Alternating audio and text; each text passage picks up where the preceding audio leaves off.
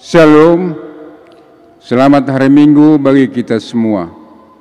Sebelum memulai ibadah ini, mari kita berserah kepada Tuhan, berdoa dalam hati kita masing-masing saat teduh dimulai.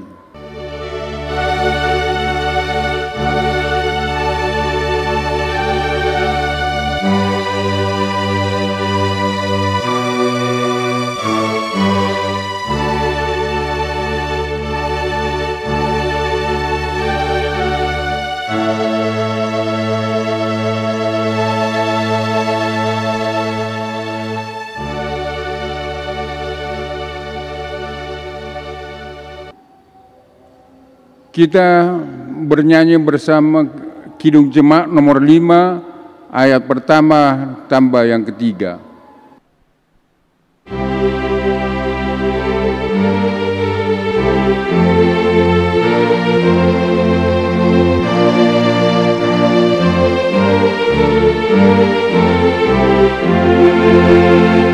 Tuhan Allah namamu, kami puji dan masyurkan, isi dunia sujud di hadapan-Mu ya Tuhan. Bala sorga menyembah Dikau Khalik semesta.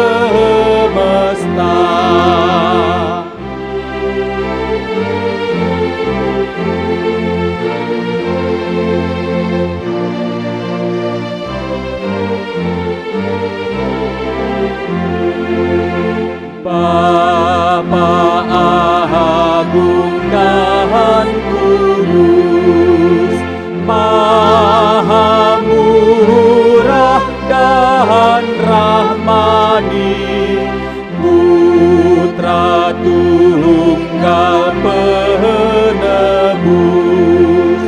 Roh penghibur yang sejati, langit bumimu penuh kemuliaan namamu.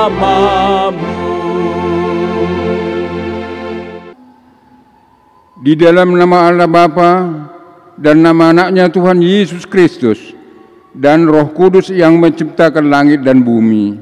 Amin. Bersukacitalah bersama-sama Yerusalem dan bersorak-soraklah karenanya. Hai semua orang yang mencintainya, bergiranglah bersama-sama Dia segirang-girangnya. Hai orang yang berkabung karena Allah bersukacita. Ketika dikatakan orang kepadaku, mari pergi ke rumah Tuhan. Haleluya. Haleluya, haleluya, haleluya.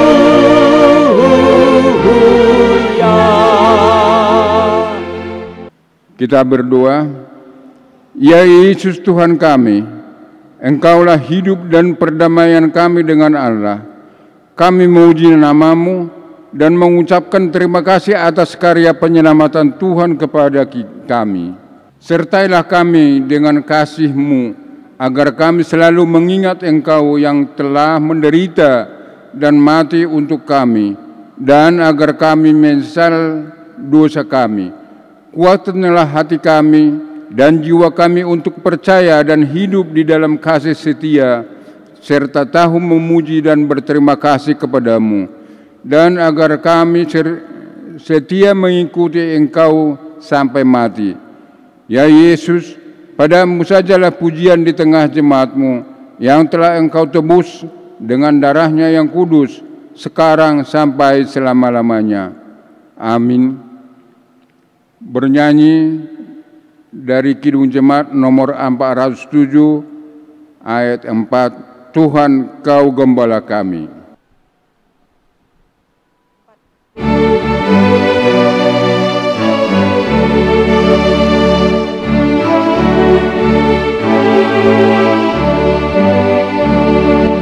Kehendak-Mu kami cari, ingin turut maksud-Mu. Tuhan, isi hati kami dengan kasih-Mu penuh.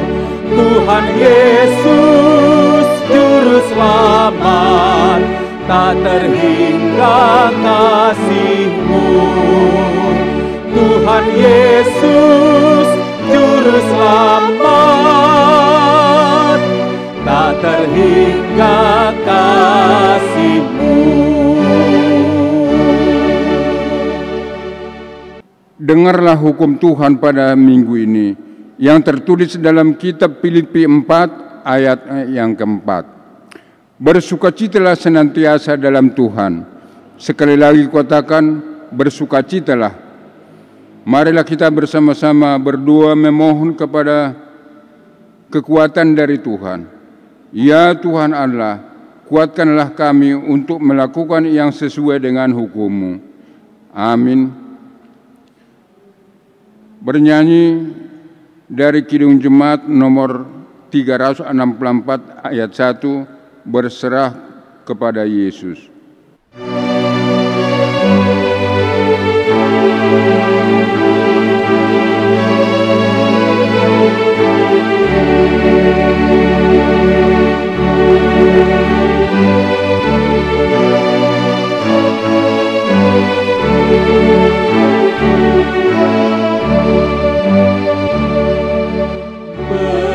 Berserah kepada Yesus, tubuh, roh, dan jiwaku. Ku mengasihi, ku percaya, ku ikuti Dia terus. Aku berserah, aku berserah kepadamu, Juru Selamat, aku berserah.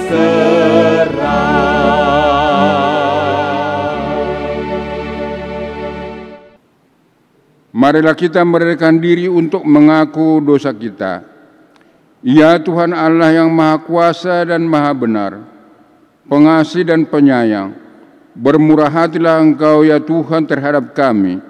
Kiranya Tuhan berkenan mengampuni segala dosa dan kejahatan kami. Tiada yang lain yang dapat menjadi pelindung dan penyelamat bagi kami, selain dari kasih sayang dan pembenaran-Mu yang tunggal. Karena itu, karuniakanlah kami ketenangan dan penghiburan di dalam pengorbanan anak-Mu, Tuhan Yesus Kristus, Juru Selamat kami. Amin.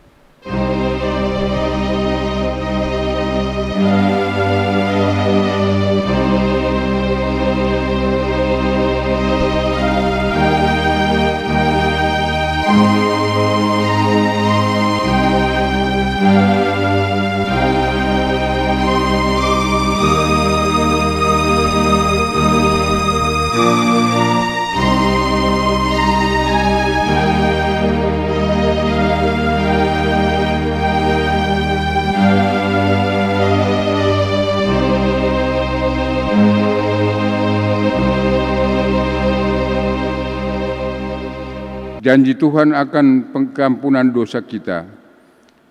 Tetapi Dia tertikam oleh karena pemberontakan kita. Dia diremukkan oleh karena kejahatan kita. Ganjaran yang mendatangkan keselamatan bagi kita ditimpakan kepadanya. Dan oleh bilur-bilurnya kita menjadi sembuh. Kemuliaan bagi Allah di tempat yang maha tinggi. Kita memuji Tuhan dari buku Ende nomor 753 ayat 1, di perdalanan Yesus di Ngolukku.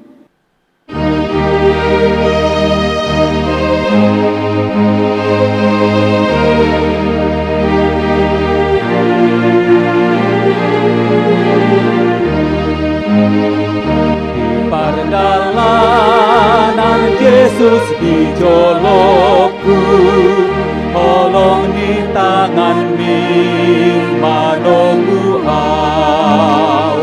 Nanti ngoluku hodo sombahoku, tung sonang mardalan rapon ho, hubo todo takas pandoguonmu, diiring-iring hodo kaki, saat rodi ujung di pardalaku, togu maau jonok tu lambung mi.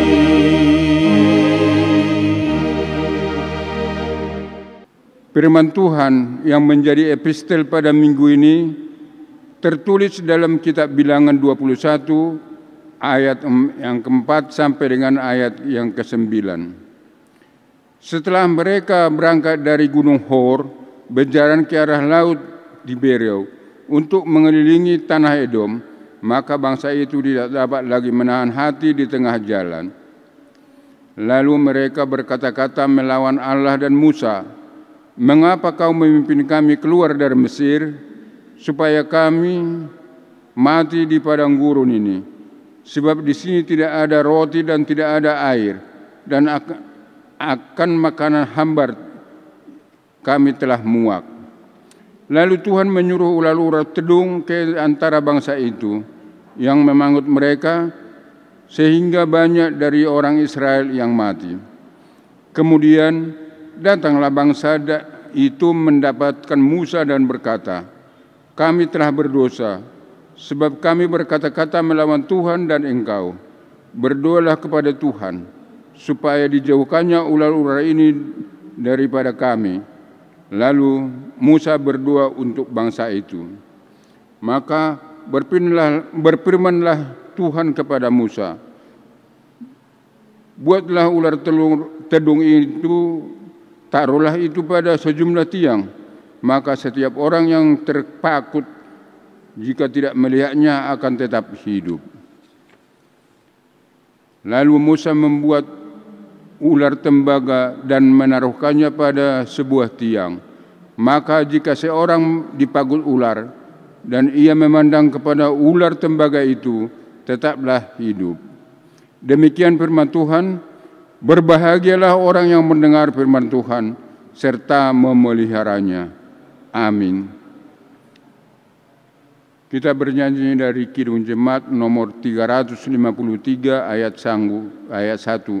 Sungguh lembut Tuhan Yesus memanggil.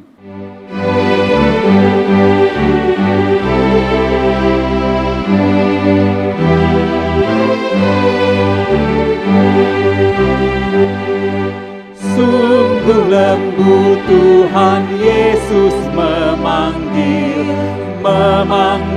aku dan kau. Lihatlah Dia prihatin menunggu aku dan kau. Hai, mari datanglah, kau yang lelah, mari datanglah. Sungguh lembut Tuhan Yesus memanggil, kau yang sesat, marilah.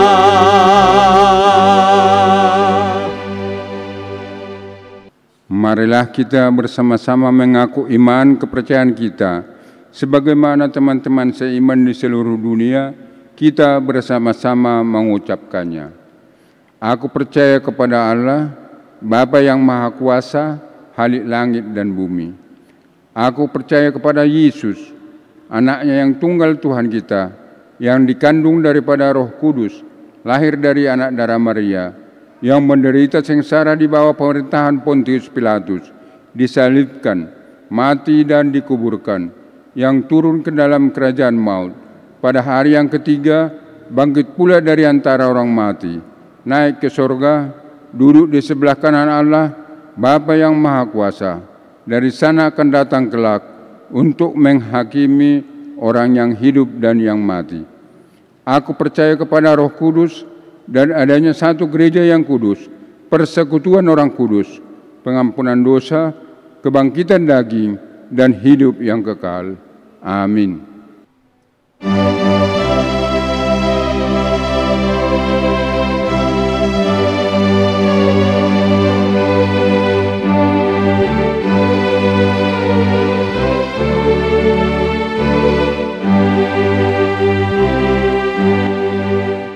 Aku do paturedan lagi, Tuhanku do patiur kaki,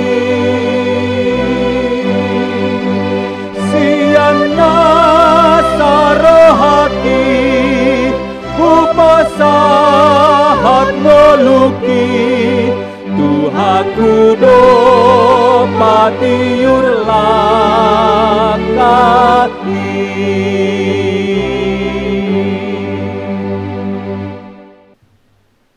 Damai sejahtera Allah yang melampaui segala akal, itulah yang menyertai hati dan pikiran Bapak Ibu saudara-saudara di dalam Yesus Kristus Tuhan kita. Amin. Shalom untuk kita semua yang masih setia beribadah di rumah masing-masing secara live streaming. Firman Tuhan pada hari Minggu ini sebagai renungan untuk kita semua tertulis dalam surat Rasul Paulus kepada Efesus pasal 2 ayat 1 sampai dengan ayat 10. Sama-sama kita mengikuti di dalam hati. Saya bacakan kepada kita, demikianlah firman Tuhan. Kamu dahulu sudah mati karena pelanggaran-pelanggaran dan dosa-dosamu. Kamu hidup di dalamnya karena kamu mengikuti jalan dunia ini. Karena kamu mentaati penguasa kerajaan angkasa, yaitu roh yang sekarang sedang bekerja di antara orang-orang durhaka. Sebenarnya dahulu kami semua juga terhitung di antara mereka ketika kami hidup di dalam hawa nafsu daging dan menuruti kehendak daging dan pikiran kami yang jahat. Pada dasarnya kami adalah orang-orang yang harus dimurkai, sama seperti mereka yang lain. Tetapi Allah yang kaya dengan rahmat, oleh karena kasih-Nya yang besar yang dilimpahkannya kepada kita, telah menghidupkan kita bersama-sama dengan Kristus.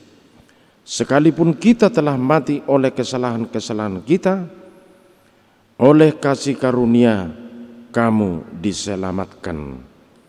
Dan di dalam Kristus Yesus, Ia telah membangkitkan kita juga dan memberikan tempat bersama-sama dengan Dia di surga, supaya pada masa yang akan datang Ia menunjukkan kepada kita kekayaan kasih karunia-Nya yang melimpah-limpah sesuai dengan kebaikan-Nya terhadap kita dalam Kristus Yesus.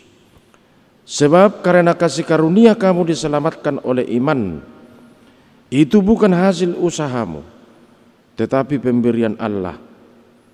Itu bukan hasil pekerjaanmu. Jangan ada orang yang memegahkan diri, karena kita ini buatan Allah, diciptakan dalam Kristus Yesus untuk melakukan pekerjaan baik yang dipersiapkan Allah sebelumnya. Ia mau supaya kita hidup di dalamnya. Demikianlah firman Tuhan. Bapak Ibu yang dikasihi Tuhan, judul renungan ini, khotbah ini dibuat dengan kasih karunia yang menghidupkan. Dari judul khotbah ini dapat kita pahami bersama secara kasat mata bahwa kalau dipakai istilah menghidupkan di sini berarti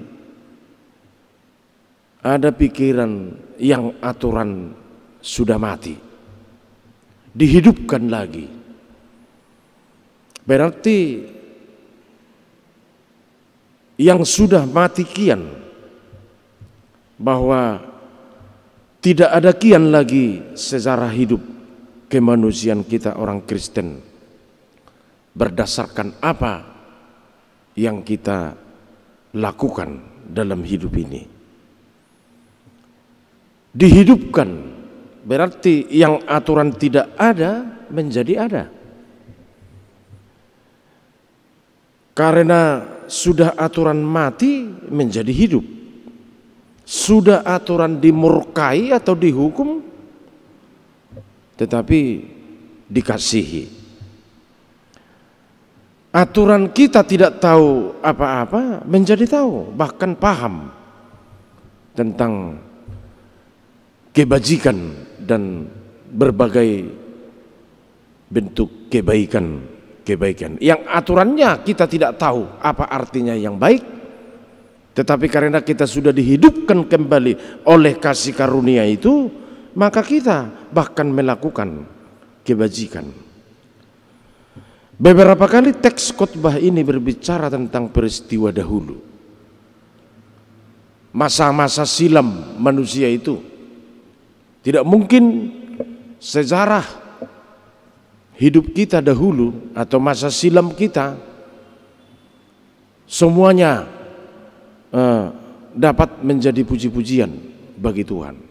Apalagi zaman dahulu kuno, jauh sebelumnya.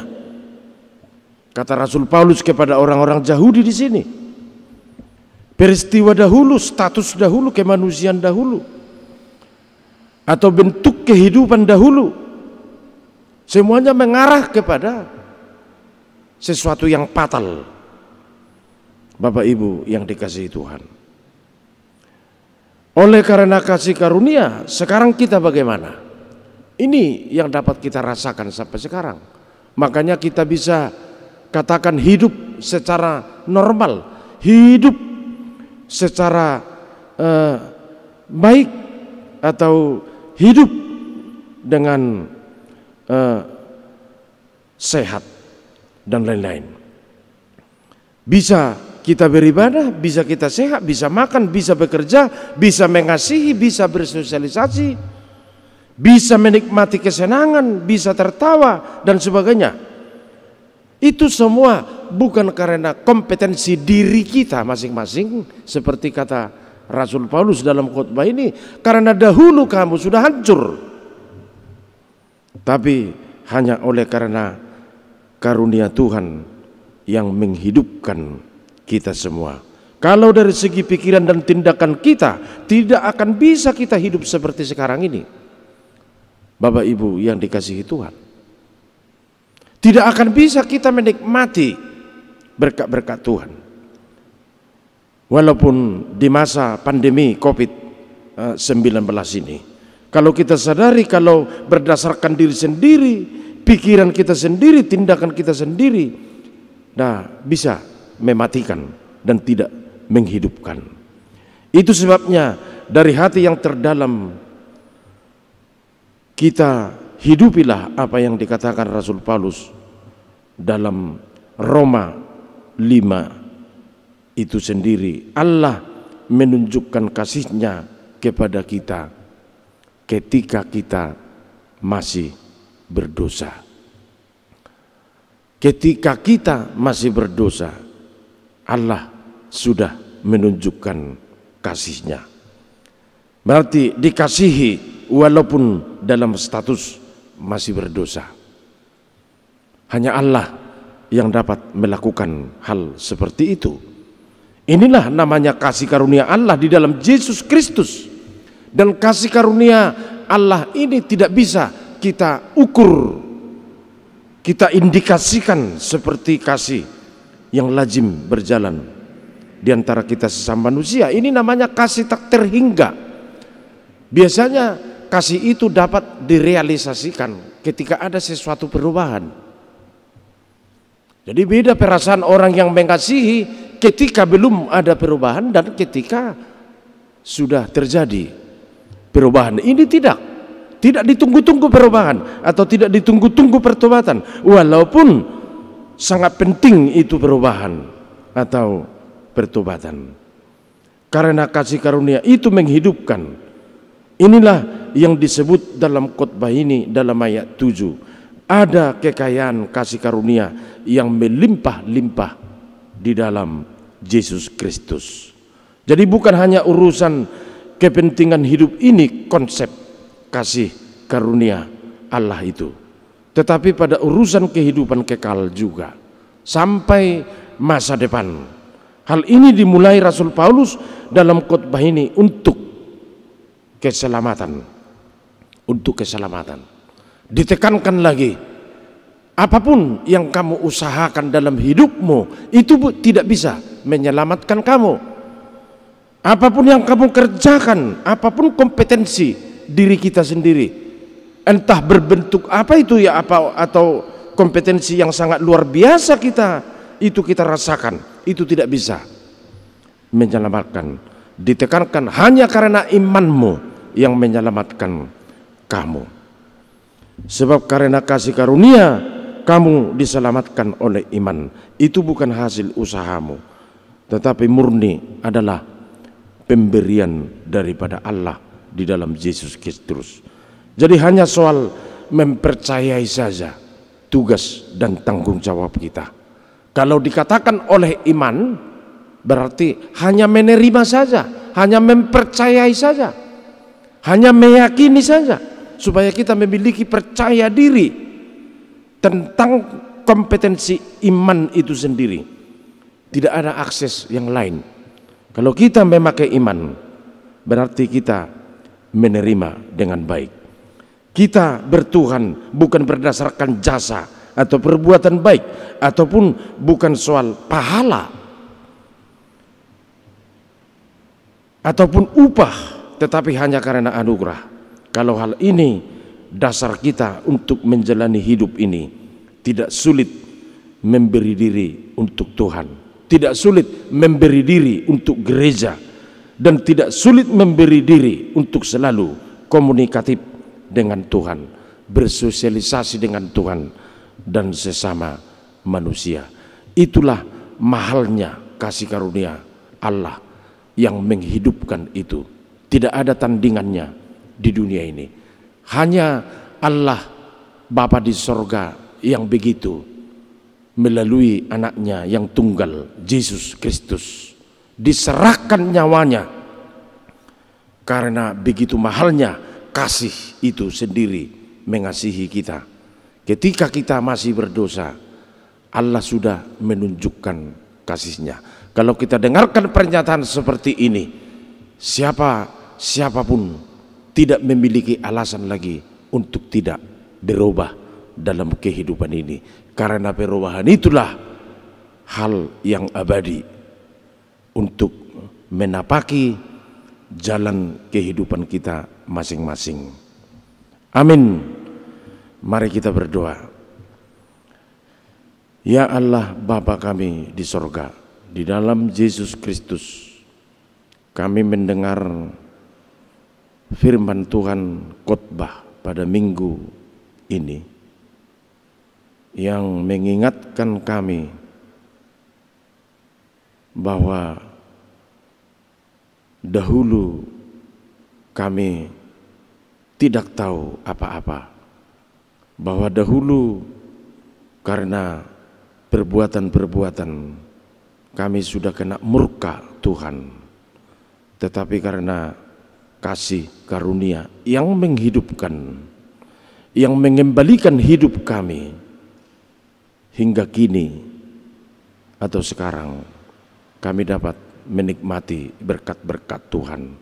Itu hanya karena anugerah pemberian Tuhan di dalam kasih karunia dengan anak-Mu Yesus Kristus yang menjadi manusia, menebus dosa-dosa kami. Bahkan Tuhan Allah sendiri sudah menunjukkan kasih-Mu kepada kami ketika kami masih di dalam dosa. Maka kami dapat hidup sampai dengan sekarang. Terpujilah nama-Mu. Berkati firman ini, berkati semua warga yang mendengar renungan ini di rumah-rumah masing-masing. Tuhanlah yang memelihara dan menyertai kehidupan semua keluarga-keluarga yang setia beribadah di rumah walaupun secara digital, tetapi firman itu dapat sampai kami nikmati sebagai petunjuk yang sangat penting dalam melihat kehidupan kami ini. Terpujilah nama-Mu, berkati pekerjaan-pekerjaan kami, berkati semua keluarga, warga gereja Penatua, berkati juga pelayanan di gereja kami. Ampuni dosa-dosa, hanya di dalam nama Yesus Kristus kami berdoa. Amin.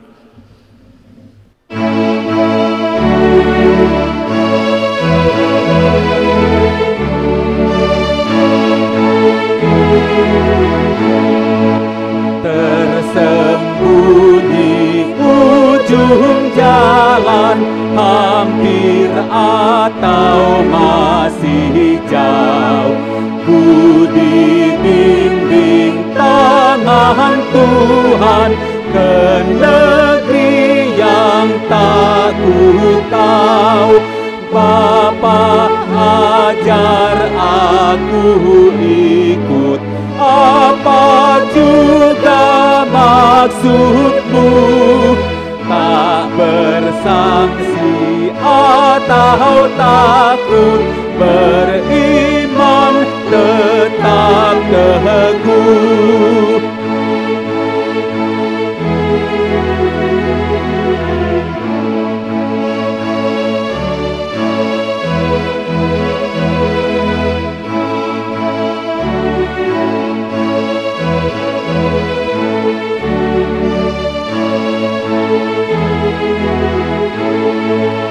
Tuhan, janganlah biarkan ku tentukan nasibku, berilah hanya ku dengarkan keputusan hikmat-Mu.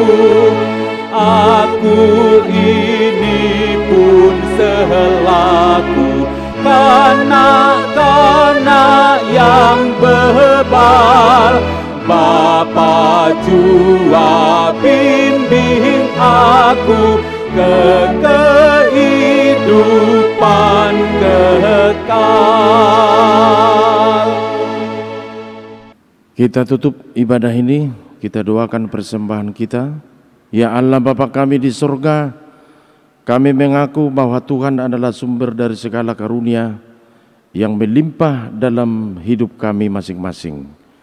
Sebahagian daripada karunia itu kami serahkan kembali sebagai persembahan kepada Tuhan. Terima dan berkati persembahan umat-Mu ini, agar dapat kami pergunakan untuk pekerjaan pelayanan kerajaan Tuhan di dunia ini. Bukalah hati kami untuk mengenal betapa banyak berkat dan karunia yang kami peroleh dari Tuhan, supaya kami senantiasa bersyukur kepadamu di dalam nama Yesus Kristus Tuhan kami. Amin. Tuhan karuniamu, roh dan jiwaku semua, nyawa juga hidupku, harta milikku semua, ku serahkan padamu untuk selama-lamanya.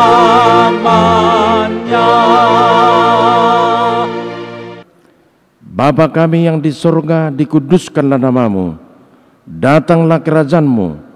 Jadilah kehendak-Mu di bumi seperti di surga. Berikanlah kami pada hari ini makanan kami yang secukupnya. Dan ampunilah kami akan kesalahan kami, seperti kami juga telah mengampuni orang yang bersalah kepada kami. Dan janganlah membawa kami ke dalam percobaan, tetapi lepaskanlah kami daripada yang jahat. Karena Engkau punya kerajaan dan kekuasaan dan kemuliaan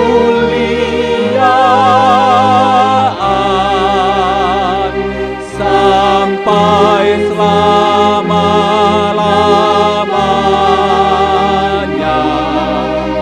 Amin.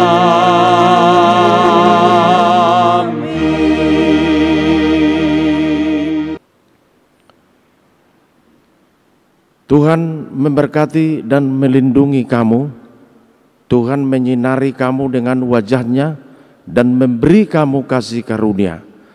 Tuhan menghadapkan wajah-Nya kepadamu dan memberi engkau damai sejahtera. Amin.